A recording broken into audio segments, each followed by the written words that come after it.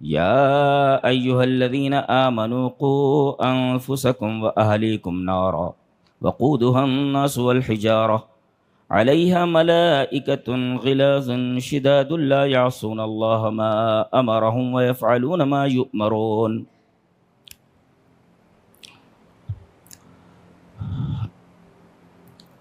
آج کی گفتگو کا موضوع جہنم ہے۔ پہلا سوال یہ ہے کہ اللہ تعالیٰ نے جہنم کیوں بنائی؟ هذا سوال۔ جواب یہ ہے کہ اللہ نے انسان کو پیدا فرما کر اس کے اندر خیر و شر دونوں جذبے رکھ دیے، یعنی وہ بھلائی کے راستے پر بھی چل سکتا ہے اور برائی کے راستے پر بھی۔ اس کے اندر خیر و شر دونوں رکھ دیا گیا ہے، بلکہ یہ کہیے کہ قبول خیر و شر کے جذبے اس کے اندر رکھ دیے گئے، اور یہ خیر و شر کے جذبے رکھے جانے کے بعد وَهَبَ اللَّهُ الْإِنسَانَ حُرِّيَّةَ الْاخْتِيَارِ، اللہ نے انسان کو اختیار کی، آزادی دے دی ہے، چاہے خیر کے راستے پر جا یا شر کے راستے پر۔ ظاہر ہے آدمی اپنے اختیار سے خیر کے راستے پر جاتا ہے، اپنے ہی اختیار سے شر کے راستے پر جاتا ہے۔ ظاہر ہے کہ یہ دونوں راستے ایک نہیں ہیں، اور یہ دونوں راستے برابر نہیں ہیں، ایک نہیں ہیں، اور ان راستوں پر چلنے والے بھی برابر نہیں ہیں، ایک جیسے نہیں ہیں۔ یہی بات سورہ جاثیہ کی اس آیت کریمہ میں اللہ تبارک و تعالیٰ نے ارشاد فرمائی ہے، ام حسب الذین اجترحوا السیئات ان نجعلہم کالذین آمنوا وعملوا الصالحات سواء محیاہم ومماتہم ساء ما یحکمون۔ کیا لوگوں نے یہ سمجھ رکھا ہے کہ جن لوگوں نے برائیوں کا ارتکاب کیا اور جن لوگوں نے نیک عمل کیے، ان دونوں کو ہم برابر کر دیں گے؟ دونوں برابر نہیں ہو سکتے۔ کیوں؟ اس لیے کہ ان دونوں کی موت برابر نہیں ہوئی ہے، برابر نہیں۔ سواء محیاہم ومماتہم، اس لیے کہ مومن مات علی ایمانہ ویبعث علی ایمانہ، مومن یہ ایمان کے اوپر مرا ہے اور یہ ایمان کے اوپر اٹھایا جائے گا، والکافر مات علی الکفر ویبعث علی الکفر، اور کافر موت کے اوپر مرا ہے، اسے موت کے اوپر ہی اٹھایا جائے گا۔ ظاہر ہے کہ دونوں کی موت اور زندگی یکساں نہیں ہے۔ اللہ فرما رہا ہے اگر کوئی یہ کہے کہ دونوں کی زندگی یکساں ہے یا دونوں ایک ہیں، ساء ما یحکمون، اے قبح حکمکم، تمہارا یہ ریمارک اور تمہارا یہ فیصلہ کس قدر قبیح ہے، کتنا برا ہے کہ نیک اور بد کو تم ایک ہی نقطے پر لا کر کھڑا کر دے رہے ہو۔ غلط فیصلہ ہے۔ یہ آیت کریمہ مبکات یا مبکات العابدین کہی جاتی ہے۔ قال الفضیل بن عیاض رحمہ اللہ،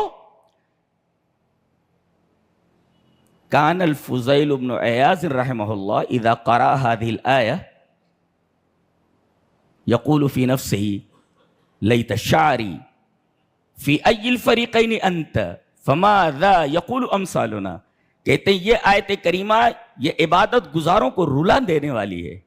حضرت فضیل ابن عیاض جب اس آیت کریمہ کو پڑھتے تو اپنے دل میں کہتے کاش کہ مجھے معلوم ہوتا کہ میں کس راستے پر ہوں، کس فریق میں ہوں، جنتیوں کے فریق میں ہوں یا جہنمیوں کے فریق میں ہوں۔ تو جب اتنے بڑے لوگ اس آیت کریمہ کو پڑھ کر روتے تھے، فماذا یقول امثالنا، ہم جیسے لوگ کیا بولیں گے، ہم جیسے لوگ کیا کہیں گے؟ تو ظاہر ہے کہ جب دونوں کی زندگی ایک نہیں، دونوں کی موت ایک نہیں، دونوں کے راستے ایک نہیں، تو دونوں کا ٹھکانہ اور دونوں کی منزل ایک نہیں ہونی چاہیے۔ اگر دونوں کی منزل ایک ہو جائے تو یہ تو عقل، انصاف اور عدل کے خلاف ہے۔ لہذا اللہ تعالیٰ نے اچھے لوگوں کے لیے جنت بنائی ہے اور برے لوگوں کے لیے جہنم۔ ہمارا یہ مدعا ثابت ہوا کہ اللہ تبارک و تعالیٰ نے جہنم کیوں بنائی ہے۔ اب کوئی یہ کہے جہنم بنانے کی کیا ضرورت تھی؟ ضرورت یوں تھی. اور ایک آنکھ سے کیوں دیکھتے ہو بھائی؟ لماذا ینظرون بنظرۃ واحدہ؟ ایک ہی نظر سے کیوں دیکھ رہے؟ اللہ نے جنت بھی تو بنائی ہے، جہنمی کو کیوں دیکھ رہے ہو؟ جنت بھی تو بنائی ہے. اچھے لوگوں کے لیے جنت ہے اور برے لوگوں کے لیے جہنم ہے. جہنم کا ہمیں علم الیقین ہے، اس لیے کہ کتاب و سنت سے ہمیں معلوم ہوا کہ جہنم ہے. قرآن بتاتا کہ جہنم ہے، سنت بتاتی ہے کہ جہنم ہے. تو کتاب و سنت کی اطلاع سے ہمیں معلوم ہوا کہ جہنم ہے، ہمیں اس کا علم الیقین ہے. اور کوئی چیز اگر عین الیقین کے دائرے میں آ جائے تو پھر آدمی کی حالت خراب ہو جائے گی. ابھی ہمیں جہنم کا علم الیقین ہے، عین الیقین ہو جائے تو کیا حال ہوگا ہمارے. چلیے ایک حدیث دیکھتے ہیں. حدیث اس طرح وعن ابی ذر رضی اللہ تعالی عنہ قال قال رسول اللہ صلی اللہ علیہ وسلم انی ارى ما لا ترون واسمع ما لا تسمعون ان السماء اتت وحق لها ان تئت ما فيها موضع 4 اصابع الا وملك واضع جبهته ساجدا لله تعالى والله لو تعلمون ما اعلم لضحكتم قليلا ولبكيتم كثيرا وما تلذذتم بالنساء على الفروشات ولخرجتم الى الصعودات تجأرون الى الله والله لوددت انی كنت شجرة تعضد. رواه ابن ماجہ فی کتاب الزہد. حضرت امام ابن ماجہ رحمہ اللہ اس حدیث کو ایسے ہی کتاب الزہد کے اندر لائے. راوی حضرت ابو ذر غفاری ہیں. وہ فرماتے ہیں کہ نبی اکرم صلی اللہ علیہ وسلم نے ارشاد فرمایا کہ میں جو دیکھ رہا ہوں تم نہیں دیکھ رہے ہو. یعنی جس چیز کا تمہیں علم الیقین ہے مجھے اس کا عین الیقین ہے. جس چیز کو میں دیکھ رہا ہوں تم نہیں دیکھ رہے ہو، اور جس چیز کو میں سن رہا ہوں تم لوگ نہیں سن رہے ہو. آسمان چرچرا رہا ہے. ان السماء اتت، آسمان چرچرا رہا ہے. وحق لها ان تئت، اور آسمان کو حق ہے کہ وہ چرچرا ہے. کیوں؟ اس لیے کہ 4 انگل جگہ خالی نہیں ہے جہاں پر کوئی فرشتہ اپنی پیشانی رکھے ہوئے اللہ کے حضور سجدہ ریز نہیں ہے. کوئی 4 انگل جگہ خالی نہیں ہے جہاں پر کوئی فرشتہ اپنی جبین نیاز کو ٹیکے ہوئے اللہ تبارک و تعالیٰ کو سجدہ کر رہا ہو. 4 انگل جگہ خالی نہیں ہے. کتنا عظیم ہے ہمارا رب. آگے آپ نے فرمایا اللہ کی قسم جو میں جانتا ہوں اگر تم جان لو تو لضحکتم قلیلا، تو تمہارے ہونٹوں پر کبھی ہنسی نہ آئے. ولبکیتم کثیرا، تم ہمیشہ روتے رہو. وما تلذذتم بالنساء علی الفروشات، بستروں کے اوپر اپنی عورتوں سے لذت بے معنی ہو جائے گی، اور تم اللہ سے فریاد کرتے ہوئے بلندیوں کی طرف پہاڑوں میں اور جنگلوں میں نکل جاؤ گے. اور پھر حضرت ابو ذر غفاری رضی اللہ تعالیٰ عنہ کا قول آخر میں، وہ ان کا قول ہے، یہاں تک حدیث تھی، ان کا قول یہ ہے اللہ کی قسم میری تمنا یہ ہے کہ کاش میں کوئی درخت ہوتا کہ کاٹ دیا جاتا. واللہ لوددت انی کنت شجرۃ تعضد، کاش میں کوئی درخت ہوتا کاٹ دیا جاتا. اس لیے کہ درختوں سے حساب کتاب نہیں ہے، انسانوں اور جنوں سے حساب کتاب ہے. دیکھیے ایک چیز جس کا ہمیں علم الیقین ہے، اگر عین الیقین ہو جائے تو اس حدیث کے مطابق ہمارا کیا حال ہونے والا ہے. ہنسی بھول جائیں گے آپ، راتوں کو نیند نہیں آئے گی، کھانا حلق کے نیچے نہیں اترے گا. اس لیے کہ آپ نے جس چیز کو علم الیقین کے طور پر جانا ہے اسے عین الیقین کے طور پر ابھی نہیں پایا ہے تم نے. ایسے ہی موت ہے، ہم اس کا یقین ہے، علم الیقین ہے. اچھا مرتے وقت ہم اس کو دیکھ لیں گے، اس کو زندہ دیکھیں گے. کس کو؟ موت کو. عجیب بات نہیں ہے؟ اس کو زندہ دیکھیں گے اور اس کو مرتے ہوئے بھی دیکھیں گے. یہ ایک عجیب و غریب فلسفہ ہے، ایک عجیب و غریب بات ہے، سمجھ سے پرے ہے. جب ہمیں اس کا علم الیقین کے بعد عین الیقین ہوگا تب ہم حیران رہ جائیں گے کہ موت کو زندہ دیکھے گا آدمی مرتے وقت، اور مرتے ہوئے دیکھے گا اس وقت جب جنتی جنت میں اور جہنمی جہنم میں پہنچ جائیں گے۔ دلیل یہ حدیث پاک۔ وعن ابن عمر رضی اللہ تعالی عنہ قال قال رسول اللہ صلی اللہ علیہ وسلم اذا صار اہل الجنة للجنة واہل النار الى النار جیء بالموت حتى يجعل بين الجنة والنار ثم يصبح ثم ينادي مناد یا اہل الجنة لا موت ویا اہل النار لا موت فیزداد اہل الجنة فرحا الى فرحهم ویزداد اہل النار حزنا الى حزنهم۔ رواہ البخاری فی کتاب الرقاق۔ حضرت امام بخاری رحمہ اللہ اس حدیث کو ایسے کتاب الرقاق کے اندر لائیں۔ حضرت عبداللہ ابن عمر اس روایت کے راوی ہیں۔ حضرت عبداللہ ابن عمر فرماتے ہیں کہ نبی اکرم صلی اللہ علیہ وسلم نے ارشاد فرمایا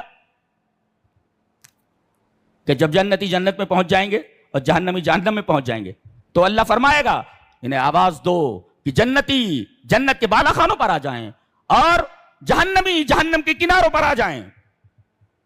اس کے بعد موت کو لایا جائے گا وہاں جنت اور جہنم کے بیچ میں، حتی یجعل بین الجنت والنار، جنت اور جہنم کے درمیان موت کو لا کر کھڑا کر دیا جائے گا کہ میڈھے کی شکل میں۔ اور عجیب بات یہ ہے کہ یہ کبش جو ہوگا یہ املح ہوگا، املح چتکبرا، سفید اور کالا، کالے سے اشارہ جہنمیوں کی طرف اور سفید سے اشارہ جنتیوں کی طرف۔ جی اللہ نے فرمایا یوم تبیض وجوہ وتسود وجوہ، اس دن کچھ لوگوں کے چہرے سفید ہوں گے اور کچھ لوگوں کے چہرے کالے ہوں گے۔ تو یہ بکرا جو لایا جائے گا یہ میڈھا موت کی شکل میں ہی پوچھا جائے گا، دیکھ رہے ہو فَيَشْرَئِبُّونَ أَيَمُدُّونَ أَعْنَاقَهُمْ، اپنی گردنیں ایسے لمبی کریں گے، جنتی بھی اور جہنمی بھی۔ پہچانتے ہو اس کو؟ بولے ہاں پہچانتے ہیں، اس لیے کہ موت کے وقت تم نے اس کو زندہ دیکھا ہے، اب اس کو مرتے ہوئے دیکھو۔ ثم یصبح، جب وہ لوگ جان لیں گے اور یہ پہچان لیں گے کہ یہ موت ہے، پھر ان کے سامنے ہی موت کو ذبح کر دیا جائے گا، ختم۔ پھر آواز لگانے والا آواز لگائے گا، اے جنتیوں اب تمہیں موت نہیں ہے، اور اے جہنمیوں تمہیں بھی موت نہیں ہے۔ تو جنتیوں کی خوشی کا کوئی ٹھکانہ نہیں رہے گا اور جہنمیوں کی غم کا کوئی ٹھکانہ نہیں رہے گا۔ اللہ دیکھ رہے ہیں، ہم نے موت کو نہیں دیکھا ہے، مرتے وقت ہم اس کو موت کو زندہ دیکھیں گے، یہ عجیب بات نہیں ہے، اور پھر موت کو مرتے ہوئے دیکھیں گے۔ یہ بھی علم الیقین کی حد تک ہمیں معلوم ہے، ہم اپنی آنکھوں سے بعد میں دیکھیں گے، جسے عین الیقین کہتے ہیں۔ جی ایسے ہی قیامت، ایک دن تمام لوگوں کو، کچھ لوگ تو مر چکے ہیں، کچھ لوگوں کو مرنا ہے، پھر ایک دن سور پھونکا جائے گا اور سارے کے سارے اپنی قبروں سے اٹھ کر کے ایک میدان میں جمع ہوں گے۔ ہمیں اس کا علم الیقین ہے، عین الیقین نہیں ہے۔ ایک دن ہمیں ہماری آنکھوں سے وہ میدان دکھا دیا جائے گا، سارے لوگ وہاں ننگے کھڑے ہوں گے، ایک دم ننگے کھڑے ہوں گے۔ ہمیں علم الیقین ہے، عین الیقین نہیں ہے۔ اور عجیب بات یہ ہوگی کہ قیامت کا ایک نام ہے یوم الحسرہ، حسرت کا دن۔ اللہ وانذرہم یوم الحسرہ، اے ہمارے حبیب آپ ان کو حسرت کے دن سے ڈرا دیجئے۔ یہ حسرت کیا ہوتی ہے؟ ایک ہوتا ہے ندم، ندامت، اور ایک ہوتی ہے حسرت۔ الندم هو شعور ما لا يمكن تداركه واصلاحه، يمكن تدارک و اصلاح۔ شرمندگی کہتے ہیں کہ جس کا ازالہ کیا جا سکے، جس کا تدارک کیا جا سکے۔ کسی بات پر آدمی شرمندہ ہے، جس بات پر شرمندہ ہے اس کا ازالہ کر سکتا ہے، اس کی اصلاح کر سکتا ہے۔ والحسرۃ اشد الندم ہی اعلی درجات الندم وانها لا تكون لا يمكن اصلاح۔ حسرت ایک ایسی چیز ہے کہ آدمی پھر اس کا تدارک نہیں کر سکتا۔ قیامت کے دن آدمی حسرت کرے گا لیکن حسرت کا کوئی فائدہ نہیں ہوگا۔ حسرت کا مطلب یہ ہے لا یمکن اصلاح، کہا جائے گا مہلت عمل ختم ہو چکی ہے، تمہیں عمل کرنے کا موقع دیا گیا تھا، وہ عمل کا وقت ختم ہو چکا ہے، اب یوم حساب ہے، حساب دینے کے لیے آ جاؤ۔ آج امتحان ہال کو لاک کر دیا گیا ہے، اب میدان میں آ گئے اور رزلٹ ہاتھ میں دیا جانے والا ہے۔ امتحان ہال لاک کر دیا گیا ہے، اب امتحان نہیں ہوگا، آج رزلٹ تمہارے ہاتھوں میں تھمایا جائے گا، دائیں ہاتھ میں اور بائیں ہاتھ میں۔ اللہ وانذرہم یوم الحسرہ، حسرت کرے۔ اور اس کے بعد جہنمیوں کو جہنم میں ڈال دیا جائے گا۔ بڑی خراب جگہ ہے یہ، بہت خراب جگہ ہے۔ ایک منظر اس کا بتایا گیا ہے عجیب سا۔ وقال الذين في النار لخزنة جهنم ادعوا ربكم يخفف عنا يوما من العذاب قالوا اولم تكن تاتيكم رسلكم بالبينات قالوا بلى قالوا فادعوا وما دعاء الكافرين الا في ضلال۔ جہنمیوں کی ایک التجا ہے اور فرشتوں کی طرف سے اس التجا کا جواب ہے۔ کیا یہ کہیں گے کون؟ وقال الذين في النار، جہنمی لوگ، ان سے لخزنت جہنم، جہنم کے داروغہ سے۔ ایک ہے داروغہ خازن اور ایک ہے خزانہ، بہت سارے داروغہ، ان کا ہیڈ مالک ہے۔ مسلم شریف کی روایت ہے کہ نبی کریم صلی اللہ علیہ وسلم جب معراج میں گئے تو سارے لوگ ملے، انبیاء ملے، فرشتے ملے، بڑی بڑی ہستیاں ملی، اور نبی کریم صلی اللہ علیہ وسلم سے سب مسکرا کر ملے۔ مسلم شریف کی روایت ہے کہ قال قائل، ایک آدمی نے کہا، یا محمد، اے محمد صلی اللہ علیہ وسلم، ھذا مالک صاحب النار، یہ داروغ جہنم ہے، ان کا نام مالک ہے، فسلم علیہ، آپ ان کو سلام کیجئے۔ نبی کریم صلی اللہ علیہ وسلم فرماتے ہیں فالتفت الیہ، میں اس فرشتے کی طرف متوجہ ہوا جس کے بارے میں یہ کہا گیا تھا کہ یہ جہنم کا داروغہ مالک ہے، اس سے پہلے کہ میں سلام کروں کہ اس نے سلام میں پہل کی، فبادانی بالسلام، فبدأنی بالسلام۔ جی، داروغ جہنم نے، خازن نار نے، صاحب نار نے، مالک نے نبی کریم صلی اللہ علیہ وسلم کو پہلے سلام کیا۔ جی جی، سلام میں پہل کی فرشتے نے۔ ابن اسحاق نے یہ روایت کی ہے کہ نبی کریم صلی اللہ علیہ وسلم نے اس فرشتے کے چہرے پر مسکراہٹ نہیں دیکھی، جب تک یہ آپ کے ساتھ رہا اس کے چہرے پر مسکراہٹ نہیں آئی۔ آپ نے پوچھا کہ سارے لوگ تو مسکرا کر ملے، اس کے چہرے پر مسکراہٹ کیوں نہیں آئی؟ بتایا گیا کہ یہ جب سے پیدا ہوا ہے تب سے اس کے ہونٹوں پر مسکراہٹ نہیں آئی ہے۔ اللہ، اتنا عجیب و غریب فرشتہ ہے، جب سے پیدا کیا گیا ہے اس کے چہرے پر مسکراہٹ نہیں ہے، کبھی ہنسا نہیں ہے، کبھی مسکرایا نہیں۔ جہنم کتنی خطرناک ہے، اس کے داروغہ کو دیکھ کر کے ہی پتہ چل جاتا ہے جہنم کتنی خطرناک جگہ ہے۔ اس سے التجا کریں گے، وَنَادَوْا يَا مَالِكُ لِيَقْضِيَ عَلَيْنَا رَبُّكَ، اے مالک اپنے رب سے کہے، یہ نہیں کرے ہمارے رب سے کہے، دنیا میں تم نے رب کو مانا ہی نہیں تو جہنم میں کیسے بول دو گے کہ ہمارے رب سے بولو؟ تم اپنے رب سے بولو۔ یہ وہی پرانے بدماش ہیں یہ، دنیا میں انہوں نے اللہ کو رب نہیں مانا، جہنم میں بھی بولیں گے تم اپنے رب سے کہو۔ ارے بھائی یہ بھی بول سکتے ہو نا، ہمارے رب سے کیجیے، التجا کیجیے۔ کیا بولیں گے؟ اپنے رب سے بولو۔ کیا بولو؟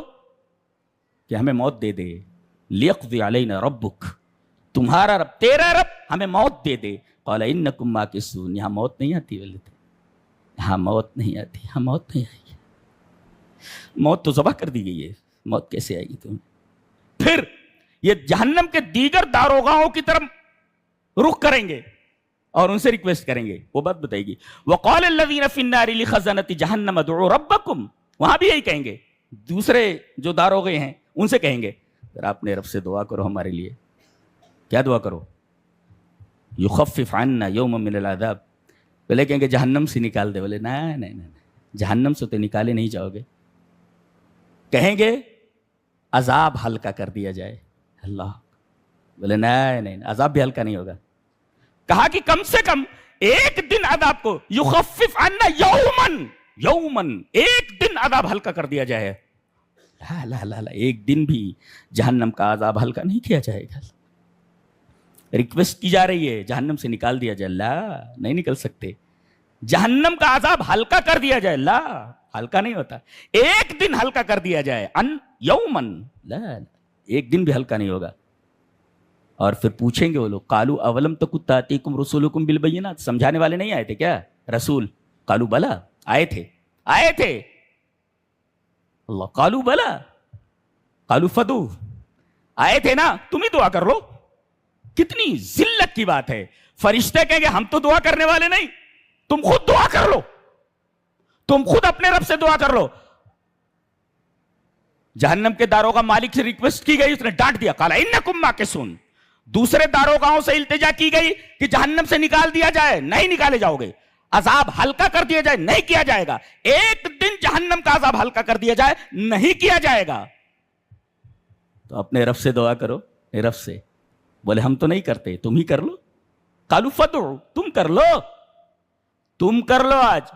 اور رب تعالیٰ پہلے ہی بول چکے ہیں، قال اخسؤ فیہا ولا تکلمون، تم مجھ سے بات مت کرو، میں تم سے بات کرنے کے لیے تیار نہیں ہوں۔ اللہ اکبر، تمام سہارے ختم ہو چکے ہیں۔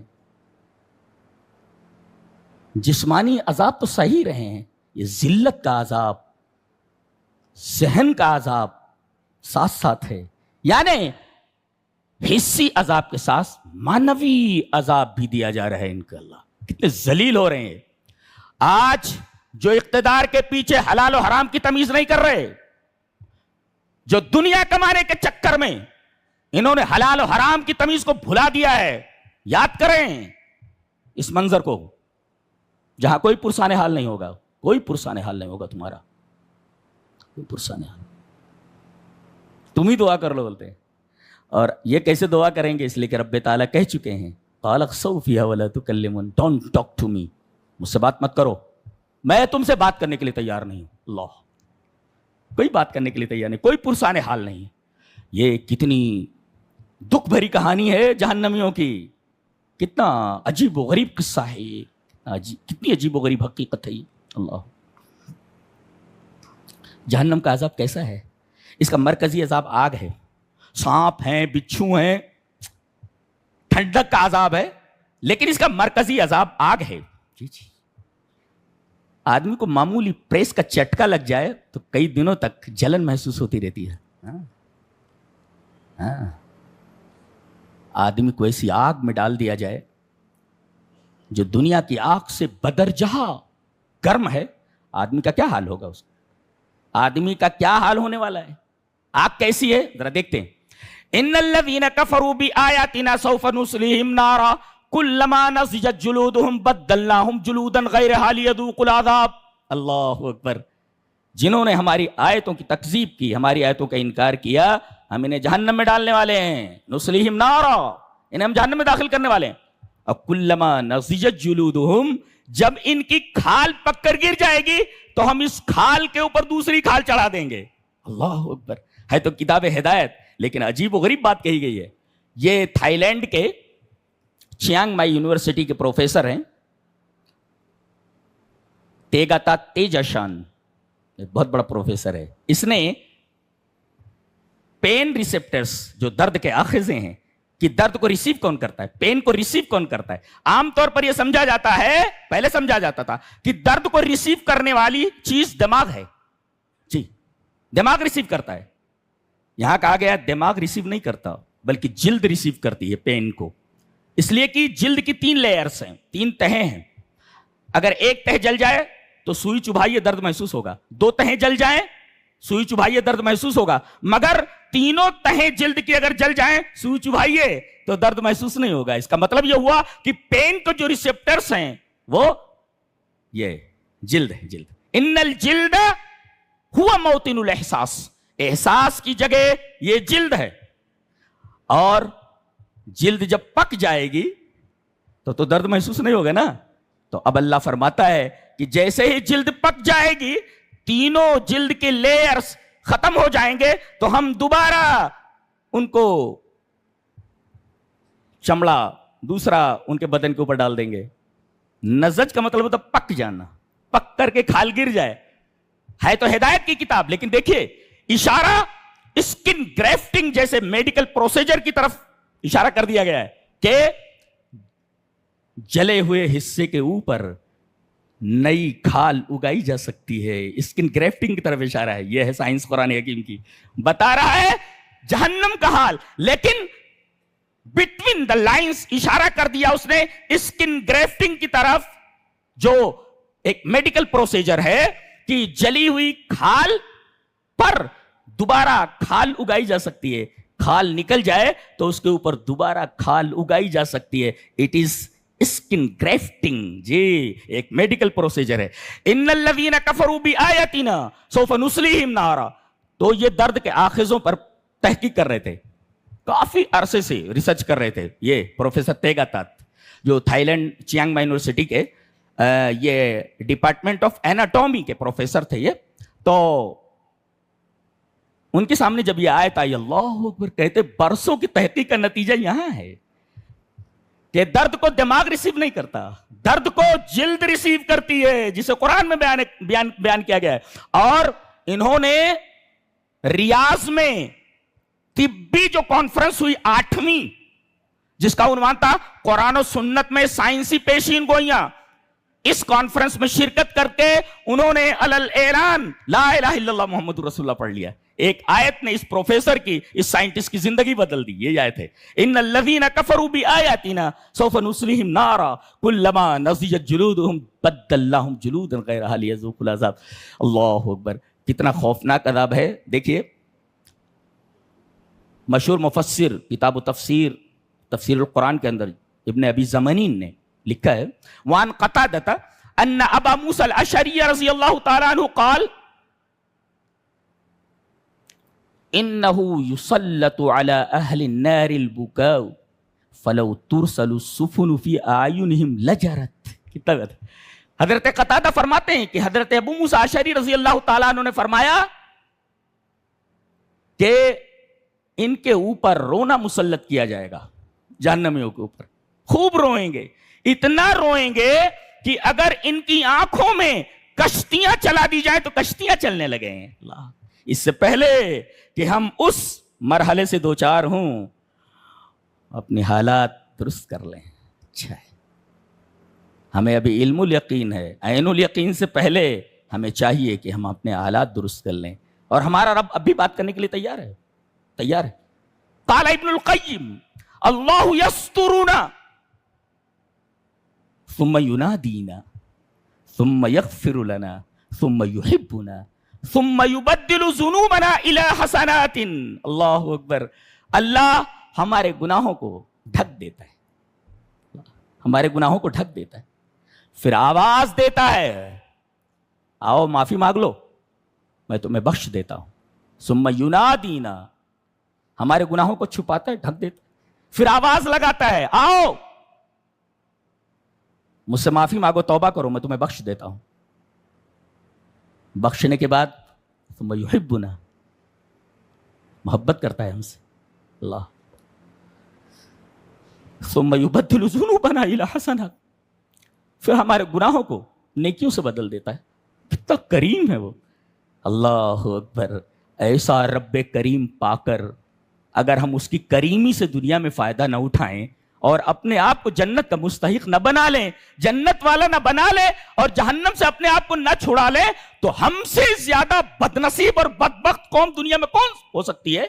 اتنا رب کریم پا کر کے, ایسا رب پا کر کے جو اتنا کریم ہے, جو ہمارے گناہوں کو ڈھانکتا ہے, پھر آواز لگاتا ہے گناہ ہو گئے نا, معافی مانگ لے میں تجھے بخش دیتا ہوں. اور جب بندہ معافی مانگ لیتا ہے تو اللہ اس سے محبت کرنے لگتا ہے اور پھر اس کے گناہوں کو نیکیوں سے بدل دیتا ہے. ایسا رب کریم پا کر اگر اس کا بندہ اس کی قریبی سے فائدہ اٹھا کر اپنے آپ کو جنتی نہ بنا لے اور جہنم سے اپنے آپ کو نہ بچا لے, کیا کہا جا سکتا ہے کہ ایسا بدبخت روئے زمین پر کوئی ہو ہی نہیں سکتا. اللہ ہمیں نیک عمل اور اچھی سمجھ کی توفیق عطا فرمائے. وآخر دعوانا الحمدللہ رب العالمین.